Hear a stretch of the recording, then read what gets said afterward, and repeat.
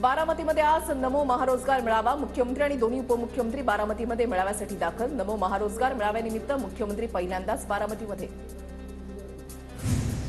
बारामतीतील महारोजगार मेळाव्यासाठी शरद पवार कार्यक्रमस्थळी दाखल। मेळाव्यानिमित्त शिंदे, फडणवीस आणि अजितदादा तसंच शरद पवारही एकाच मंचावर।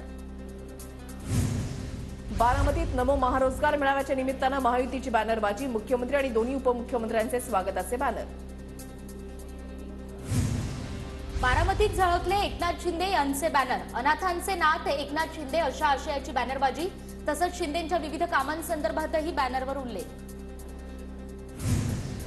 शरद पवार, सुप्रिया सुळे आणि सुनेत्रा पवार एकत्र। बारामतीमध्ये विद्याप्रतिष्ठानच्या कार्यालयामध्ये संस्थेची बैठक। बैठकीसाठी शरद पवार, सुप्रिया सुळे, सुनेत्रा पवार उपस्थित।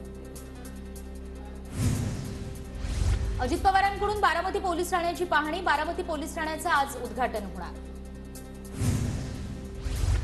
बारामतीमधल्या नवीन बस स्टँडचं आज उद्घाटन होणार। नवीन अत्याधुनिक सुविधांसह बस स्टँड तयार। नमो रोजगार मेळाव्याच्या कार्यक्रमात ऑनलाईन पद्धतीने उद्घाटन होणार।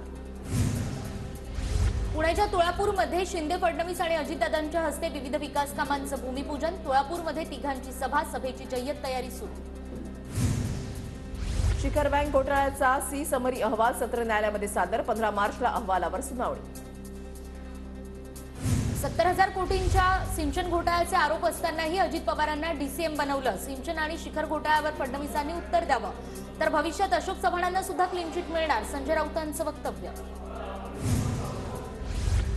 पुण्याच्या कात्रज चौकामध्ये सुनेत्रा पवारांचे भावी खासदार म्हणून banner. Republican Party of India Sachin Kharat गटातर्फे बॅनरबाजी।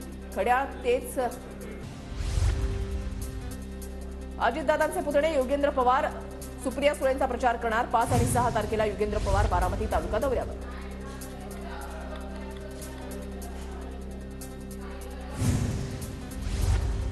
बारामती, कोल्हापूर, पुणे सर्वच ठिकाणी भाजपच निवडून येणार, भाजपचे नेते चंद्रकांत पाटील यांचं विधान। सुप्रिया सुळे बारामतीमधून 2 लाखांपेक्षा अधिक मतांनी निवडून येतील, संजय राऊतांचा विश्वास। तर सुप्रिया सुळेंच्या विरोधात कुणीही उभं राहिलं तरी सुळेच जिंकणार, राऊतांचं वक्तव्य। सगळ्या पक्षाला संपवून भाजपला जिवंत राहायचंय का? रत्नागिरीची जागा सेनेची, आम्हीच लढवणार, रामदास कदम यांचं वक्तव्य। आणि ही तर महायुतीतल्या संघर्षाची सुरुवात, थोरातांचं प्रत्युत्तर।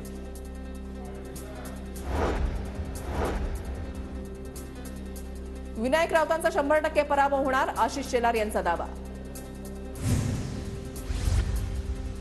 लोकसभेच्या जागांसंदर्भात महायुतीमध्ये रस्सीखेच, कोणाला किती आणि कोणत्या जागा मिळणार ते चित्र लवकरच स्पष्ट होण्याची शक्यता।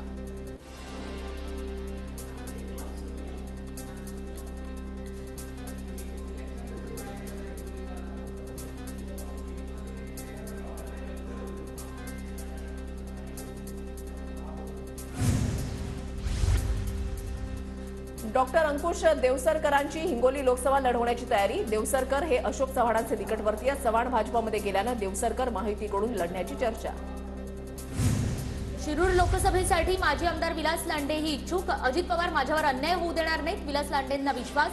तर अमोल कोल्हे माझ्यामुळेच खासदार झाले, विलास लांडे यांचं वक्तव्य।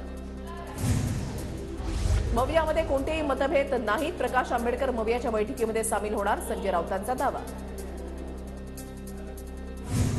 शिंदे गट आणि अजित पवार गट कमळावरती निवडणूक लढवणार, तर चोरलेल्या पक्षासोबत मतं चोरता येत नाहीत, संजय राऊतांचा शिंदेंसह अजित पवारांवर निशाणा।